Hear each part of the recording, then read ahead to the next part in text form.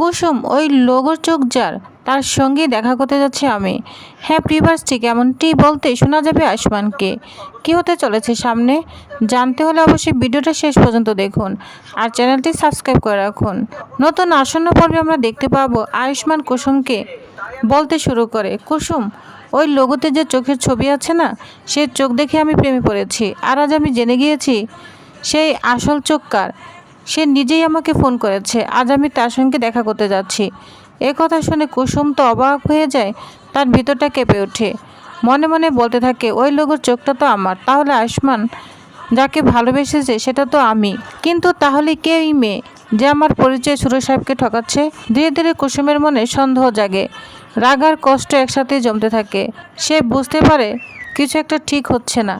অন্যদিকে আয়ুষ্মান কি সত্যি অন্য কারোর সঙ্গে দেখা করতে যাচ্ছে, নাকি সবটাই তার একটা পরিকল্পনা? কুসুমের মুখ থেকে ভালোবাসার কথা শোনার জন্য শেষমেশ রাগে ফেটে পড়ে কুসুম। সে বলে ওঠে, না, ওটা আমার চোখ, আমি সেই মেয়ে। এবার কি তাহলে সত্যিটা সামনে আসবে, নাকি নতুন করে শুরু হবে ভুল বোঝাবুঝির জ্বর? পুরো ঘটনা জানতে এখনই ভিডিওটা লাইক দিন, চ্যানেলটি সাবস্ক্রাইব করে আমার সাথেই থাকুন। ধন্যবাদ সবাইকে।